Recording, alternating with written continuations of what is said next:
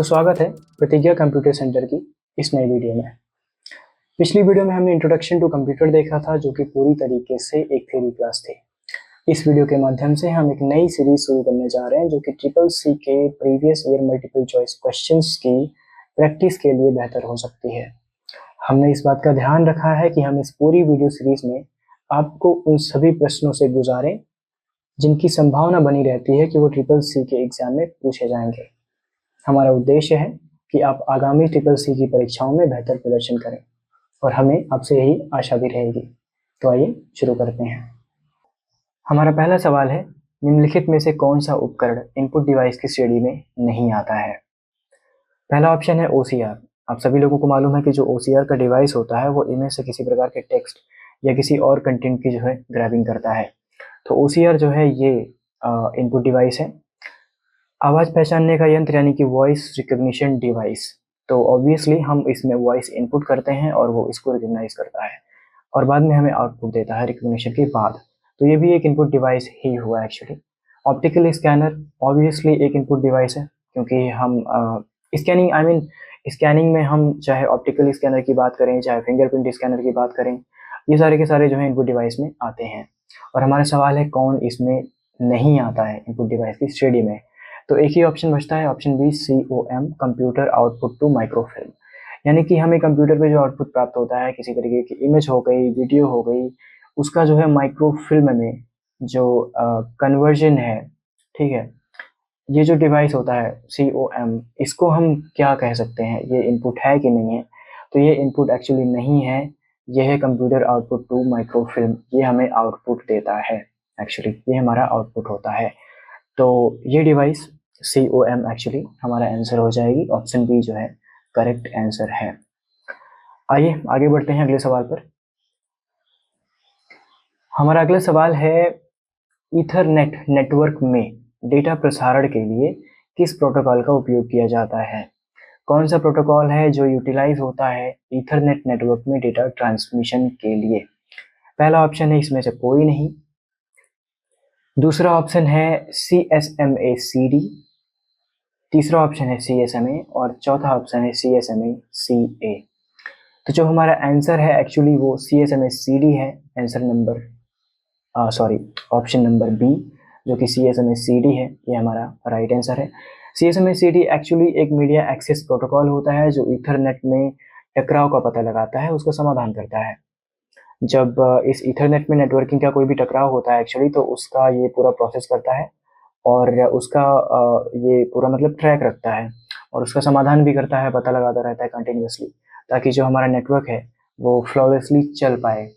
अब आजकल तो मतलब स्विच का उपयोग किया जाता है इन सब चीज़ों के लिए, इसलिए आजकल इसका प्रयोग नहीं है, पर ये आपका सवाल था और आंसर बी जो है CSMA CD इसका जवाब है। तो आइए अगले प्रश्न की तरफ बढ़ते हैं। हमारा प्रश्न 3 कहता है कि डेटा स्टोरेज के संदर्भ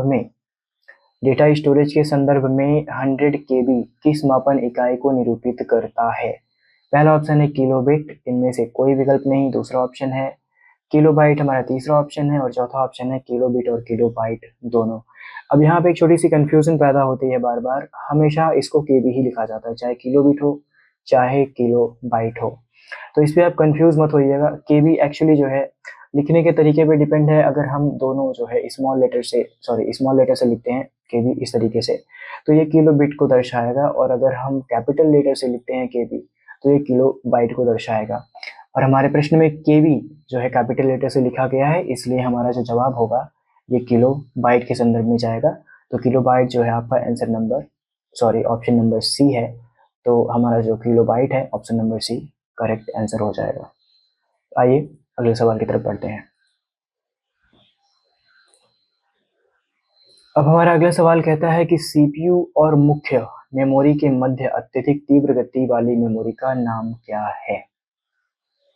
virtual memory, cache memory, register memory और स्टोरेज मेमोरी। तो दोस्तों एक कैश मेमोरी एक मेमोरी होती है जो बहुत स्पीड, मतलब जिसमें बहुत ज़्यादा स्पीड होती है, एक्चुअली रैम से भी ज़्यादा स्पीड इसमें होती है, और प्रोसेसर से इसका पूरा मतलब गहरा, या आप कह सकते हैं कि अच्छा खासा इंटीग्रेशन होता है इन दोनों का, जो है प्रोसेसर का और कैश मेमोरी का अच्छा खासा एक दूसरे का मतलब वर्क फ्लो होता है, योगदान होता है दरअसल। और जो भी निर्देश होते हैं आपके और जो डेटा होता है उसको तेज़ी से एक्सेस करने का जो काम होता है कैश मेमोरी का होता है। और यही रीज़नेबल होती है कि हमारा कंप्यूटर जो है काफ़ी फास्ट चलता है। तो इसका जवाब है कैश मेमोरी एक्चुअली, और ऑप्शन बी है जो कि कैश मेमोरी हमारा करेक्ट आंसर है। तो आइए अगले सवाल पे चलते हैं।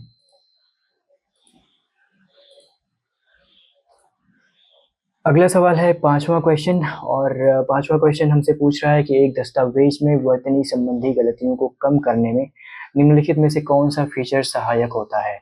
तो आपसे पूछा जाता है कि किसी डॉक्यूमेंट में, एक्चुअली पूछा जा रहा है कि डॉक्यूमेंट में हम कोई जब स्पेलिंग मिस्टेक हो जाती है तो किस ऑप्शन का हम यूज़ करते हैं, किस फीचर का हम यूज़ करते हैं उसको सही करने के लिए। तो बहुत बेसिक सा सवाल है, आपको पता है smart text, auto correct, auto format, ये आपके ऑप्शन दिए गए हैं। तो आप बेसिकली लाइक हमें नॉर्मली हमें पता होता है, ये बहुत बेसिक सी चीज़ है कि ऑटो करेक्शन हम यूज़ करते हैं।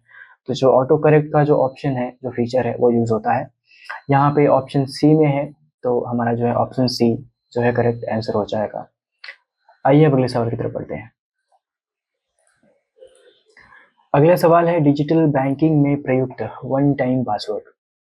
डिजिटल बैंकिंग में प्रयुक्त वन टाइम पासवर्ड ओटीपी में किस प्रकार के कैरेक्टर हो सकते हैं। विशेष चिन्ह यानी कि स्पेशल सिंबल्स, हैश, स्टार आदि, उपयुक्त सभी अक्षर यानी कि अल्फाबेट्स ABCD, और अंक यानी कि डिजिट्स की बात हो रही है। तो ऑब्वियसली आपको मालूम है जो आपके ओटीपी आते हैं बैंकिंग में, ऑनलाइन बैंकिंग में, एक्चुअली डिजिटल बैंकिंग में, उसमें अंक ही होता है, उसमें डिजिट्स ही होते हैं। और नॉर्मली ये 4 या 6 नंबर के डिजिट्स होते हैं। तो आपका नंबर जो सॉरी आपका जो ऑप्शन नंबर डी है वो जो है आपका सही आंसर हो जाएगा। डिजिट अंक के रूप में जो है इस प्रकार के जो है कैरेक्टर होते हैं। आइए अगले सवाल की तरफ बढ़ते हैं। अगला सवाल है internet protocol version internet protocol version 4 यानी कि IPv4 एड्रेस की बिट लंबाई क्या होती है। 128 बिट ऑप्शन दिया गया है, 64 बिट ऑप्शन दिया गया है, 34 बिट ऑप्शन दिया गया है और 32 बिट ऑप्शन दिया गया है। अब एक एग्जाम्पल देख लीजिए, आंसर तो खैर 32 बिट है, एक छोटा सा एग्जाम्पल देख लीजिए। IPv4 एड्रेस है यहाँ पे 192.168.0.1। अब यहाँ पे आपको बिट लेंथ की काउंटिंग दी जा रही है। 192 में जो बाइनरी आपका आ रहा है 11000000 और बिट की लेंथ है 8 बिट। इसी तरीके से आप आगे भी देख सकते हैं, हर नंबर का जो है बाइनरी लिखा गया है और बिट लेंथ दी गई है, और फाइनली जो है टोटल लेंथ जो आती है हमारी वो 32 बिट आती है। तो जहाँ पे जो आंसर डी है, ऑप्शन डी है 32 बिट, ये हमारा जवाब हो जाएगा। अब आइए आगे के सवाल पे चलते हैं। आगे का सवाल हमसे पूछता है कि लिब्रे ऑफिस राइटर में स्वतः सहेजने की प्रक्रिया कितने समय के अंतराल पर दोहराई जाती है। जो ऑटो सेव होता है लिब्रे ऑफिस राइटर में वो कितने कितने टाइम पे होता है। पहला ऑप्शन है 11 मिनट, दूसरा ऑप्शन है 29 मिनट, तीसरा ऑप्शन है 10 मिनट और चौथा ऑप्शन है 25 मिनट। तो दोस्तों इसका जो सही जवाब है वो है डी, सॉरी इसका सही जवाब है 10 मिनट, जो कि ऑप्शन सी है यहाँ पे। तो 10 मिनट ऑप्शन सी ये जो है हमारा सही आंसर हो जाएगा। आइए हम अगले क्वेश्चन पे, अपने 9वें क्वेश्चन पे आते हैं। 9वां प्रश्न है कि नवीनतम पीढ़ी के कंप्यूटरों में, नई जनरेशन के जो लेटेस्ट जनरेशन के कंप्यूटर्स हैं उनमें निर्देशों का निष्पादन यानी कि इंस्ट्रक्शंस जो परफॉर्म होते हैं उनका एग्जीक्यूशन किस तरीके से होता है। केवल सीक्वेंसली होता है, वन बाय वन सीक्वेंस के हिसाब से। रैंडमली होता है, मतलब रैंडम यानी कि कोई सीक्वेंस नहीं है, किसी फाइल से किसी पे भी जा सकता है, किसी जो है इंस्ट्रक्शन से किसी और इंस्ट्रक्शन पे जा सकता है, मतलब जंप भी कर सकता है। रैंडमली मतलब कहीं से कुछ भी उठा लेना। या फिर केवल parallel, one by sorry not parallel, it's like two, दो चीज़ें जो है साथ में चल रही हैं, तो ऐसा हो गया। तो यहाँ पे ऑप्शन जो है डी, जो कि दोनों पैरेलल और सीक्वेंसली, ये ऑप्शन डी जो है आपका करेक्ट आंसर है। पैरेलल भी हो सकता है और सीक्वेंसली भी हो सकता है नए जनरेशन के कंप्यूटर्स में। आपके इंस्ट्रक्शंस का जो इंस्ट्रक्शंस परफॉर्म होते हैं उनका एग्जीक्यूशन, निर्देशों का निष्पादन। तो आइए अगले सवाल पे बढ़ते हैं। अगला सवाल हमसे कह रहा है कि NASSCOM का पूरा नाम क्या है। आपको ऑप्शन दिया गया है national association of software and service computer, None of these: National Association of Service and Software Companies, National Association of Software and Services Companies. तो जो ऑप्शन डी है, एक्चुअली इसका जो जवाब है वो ऑप्शन डी है, national association of software and services companies. अब इसमें ध्यान रखने वाली बात यह है कि मिलता जुलता ऑप्शन आपको दिया जाएगा और हो सकता है कभी कभी ये सेम ऑप्शन ऊपर लिखा हो लेकिन सर्विसेज में जो है एस गायब हो, आपको केवल सर्विस लिख के दिया गया हो, या कंपनीज में एस गायब हो। तो इस बात का आप ध्यान रखिएगा जब भी आप इसको जो है टिक मार्क करते हैं, तो इसका ध्यान रखिएगा कि सर्विसेज कंपनीज यहाँ पे जो है इन दोनों चीज़ों पे, या सॉफ्टवेयर ये भी हो सकता है, एसोसिएशंस ये भी हो सकता है। तो इन सब चीज़ों का ध्यान रखिएगा कि कहाँ पे एस लगा है, कहाँ पे एस नहीं लगा है। ओके। और ये जो national association of software and service companies होती है, एक्चुअली वो भारत में जो सूचना प्रौद्योगिकी है, आईटी है, और जो व्यवसाय प्रक्रिया की जो आपकी आउटसोर्सिंग होती है यानी बीपीओ उद्योग है, ये उसके लिए एक व्यापार का संघ है। 1998 में जो है विकसित करने के लिए इन क्षेत्रों में, मतलब पीआईटी सेक्टर में और बीपीओ में जो है इनमें विकास करने के लिए, डेवलपमेंट करने के लिए इसका गठन जो है किया गया था 1988 में। तो ये आप याद रखिएगा, हो सकता है ये प्रश्न भी पूछा जा सकता है। चलिए अब अपने जो है अगले सवाल की तरफ चलते हैं, 11वें सवाल की तरफ चलते हैं। हमारा 11वां सवाल है, लिब्रे ऑफिस राइटर में सिग्नेचर का ऑप्शन कहाँ पाया जाता है? एडिट के यहाँ पे, व्यू के यहाँ पे, फाइल वाले मेन्यू में, या फिर नन? तो यहाँ पे मैंने एक इमेज डाल दी है छोटी सी। यहाँ पे आप देख सकते हैं कि फाइल जो मेन्यू है अपना, जो मेन मेन्यू होता है अपना, यहाँ पे फाइल जो है खुला हुआ है मेन्यू बार का, और फाइल के अंतर्गत हम गए हैं डिजिटल सिग्नेचर्स में, और उसके अंदर आपको साइन एग्जिस्टिंग पीडीएफ और डिजिटल सिग्नेचर्स का ऑप्शन मिल रहा है। तो जो सिग्नेचर का ऑप्शन है आपका लिब्रे ऑफिस राइटर में, वो आपको फाइल वाले मेन्यू में मिलता है। तो जो आपको ऑप्शन सी है फाइल, एक्चुअली ये करेक्ट आंसर हो जाएगा, ऑप्शन सी। आइए अब अपने जो है अगले सवाल की तरफ बढ़ते हैं। अगला सवाल है, निम्नलिखित में से OLX किस प्रकार का उदाहरण है? किसी प्रकार का नहीं, B2C है, C2C है, B2B है। अब इसको आप समझ लीजिए कि B2C क्या होता है, C2C क्या होता है, B2B क्या होता है। B2C actually business to consumer होता है, यानी कि व्यवसाय जो है, B2C व्यवसाय जो होते हैं वो अपने उपभोक्ताओं को सीधे उत्पाद और सेवाएं देते हैं, जैसे कि ऑनलाइन विक्रेता कोई हो गया, जैसे कि मान लीजिए फ्लिपकार्ट जैसा कुछ। ओके। दूसरा है C2C, consumer to consumer. C2C में आइए, C2C में क्या होता है कि एक उपभोक्ता जो होता है अपने उत्पाद या सेवाएं जो है दूसरे उपभोक्ता को ही बेचता है, जैसे eBay हो गया, जैसे कि OLX हो गया। और B2B जो होता है वो व्यवसाय एक दूसरे व्यवसाय को देता है, तो बिजनेस टू बिजनेस होता है, वो B2B होता है। आपका ऑप्शन जो है C2C है, क्योंकि OLX पे कस्टमर ही कस्टमर को बेचता है, तो C2C जो है, ऑप्शन नंबर सी जो है आपका करेक्ट आंसर हो जाएगा। आइए अगले सवाल की तरफ बढ़ते हैं। अगला सवाल है, SED से क्या अभिप्राय है? Stream edit device, none of these, stay electric device, stream editor. Actually stream editor जो कि ऑप्शन नंबर डी है, ये आपका जो है सही ऑप्शन है। अब स्ट्रीम एडिटर क्या होता है ना, ये बहुत ही पावरफुल टेक्स्ट प्रोसेसिंग टूल होता है। लिनक्स या यूनिक्स वाले जैसे सिस्टम्स जो होते हैं, जिनमें लिनक्स पड़ा हुआ हो या यूनिक्स हो, उन पे बेस्ड या खुद वही हो, यूनिक्स और लिनक्स का कोई डिस्ट्रीब्यूशन हो, ऐसे सिस्टम्स पे जो है ये ज़्यादा पाया जाता है। और स्ट्रीम एडिटर होता है, इसका यूज़ जो है टेक्स्ट फाइल में बदलाव करने के लिए किया जाता है एक्चुअली। तो यहाँ पे लाइक एडमिन के परमिशन, या फिर आप कह सकते हैं एडमिनिस्ट्रेटिव परमिशन के तौर पे, क्योंकि पावरफुल कह रहे हैं आप, तो उस लेवल पे अगर आपको एडिटिंग करनी है तो वहाँ पे जो है SED का यूज़ होता है बेसिकली। अब आते हैं अपने अगले सवाल पर। हमारा अगला सवाल है, कर्नेल का क्या अर्थ होता है? उपयोगकर्ता की फाइलों को व्यवस्थित करता है, कर्नेल जो होता है इसलिए उपयोगी होता है। इनमें से कोई भी नहीं, सॉफ्टवेयर जो ऑपरेटिंग सिस्टम की निगरानी करता है, प्रिमिटिव फंक्शन का सेट जिस पर बाकी ऑपरेटिंग सिस्टम फंक्शन बिल्डअप होते हैं। एक्चुअली आंसर नंबर जो है, सॉरी, ऑप्शन नंबर जो डी है आपका, ये करेक्ट आंसर है। प्रिमिटिव फंक्शन का सेट जिस पर बाकी ऑपरेटिंग सिस्टम फंक्शन बिल्डअप होते हैं, ये आपका करेक्ट आंसर है। एक्चुअली कर्नल ही जो है मोर इम्पॉर्टेंट होता है, बहुत ज़्यादा इम्पॉर्टेंट होता है। अगर आपका कर्नल जो है ऑपरेटिंग सिस्टम के साथ में मैच नहीं कर रहा है, आप या ये कहें कि अच्छे से डेवलप नहीं किया गया है, या उस कर्नल पे, उस ऑपरेटिंग सिस्टम को अच्छे से डेवलप नहीं किया गया है, तो आपका जो ऑपरेटिंग सिस्टम है वो रन नहीं कर पाता है। तो प्रिमिटिव फंक्शन का सेट है जिस पर बाकी ऑपरेटिंग सिस्टम फंक्शन बिल्डअप होते हैं। आइए अगले सवाल पे चलते हैं। हमारा अगला सवाल है, टेक्स्ट को आरोही और अवरोही क्रम में व्यवस्थित करने के लिए निम्नलिखित में से किस विकल्प का चयन किया जाता है। अगर आपके पास में जो है कोई टेक्स्ट है तो उसे आरोही यानी असेंडिंग या डिसेंडिंग ऑर्डर में लगाने के लिए कौन से फंक्शन का आप यूज करते हैं वो पूछा जा रहा है। एसेंड, रीऑर्डर, फिल्टर या शॉर्ट। तो आप लोगों को मालूम है ये तो फाइल मैनेजर में भी उपलब्ध होता है। आप अगर फाइल की भी जो है अरेंज मतलब ऑर्गेनाइज करते हैं अपनी फाइल को भी, तो आप बेसिकली सॉर्टिंग में जाते हैं। तो एक्चुअली शॉर्ट जो ऑप्शन डी है ये आपका सही ऑप्शन है। तो ऑप्शन डी शॉर्ट हमारा सही आंसर होगा। आते हैं अगले सवाल पर।